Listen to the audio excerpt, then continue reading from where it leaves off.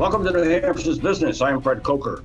Over a quarter of New Hampshire's population is over 65, and whether they're working or retired, they're having a hard time with this pandemic. Fewer than 1% of Americans live in long-term care facilities, but 40% of COVID-19 deaths have occurred there. Now, the states with the highest percent of total COVID-19 deaths occurring in long-term care facilities are 81% in New Hampshire. That's the highest, 76% in Rhode Island, and 71% in Connecticut. And then there's a COVID-19 vaccine distribution dilemma for all of us, but especially for seniors. Originally, age 75 and older, the medically vulnerable, about 225,000 were to get the vaccinations in New Hampshire under Phase 1B, but the federal government now says 65 and up can get vaccinated. That adds thousands more to the state's vaccination effort this month through March.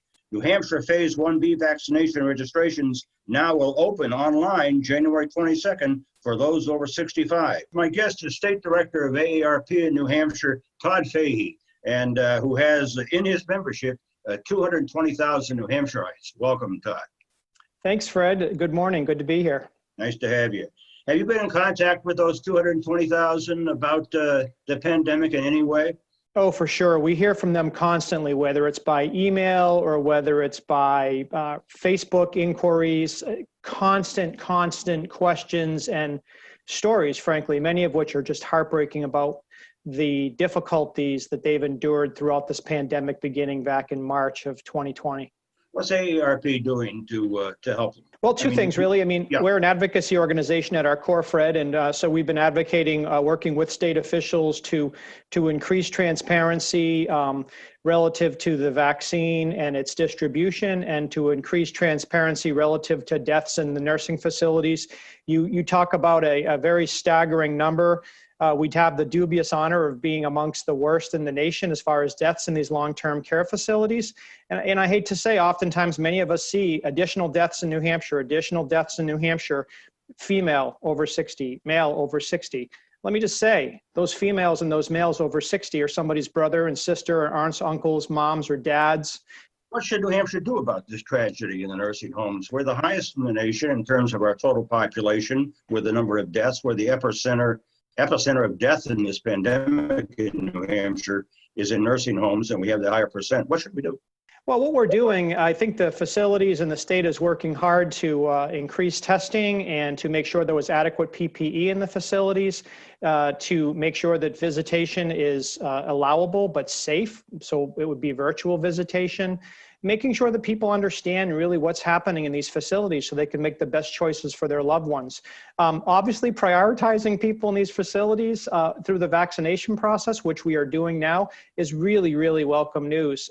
Certainly for the people in the facilities, for those good folks who work there, and for the families who have to maybe see their loved ones with window visits, et cetera, of which, frankly, I'm one. Yeah, so. And you and I are going to be one of those facilities someday.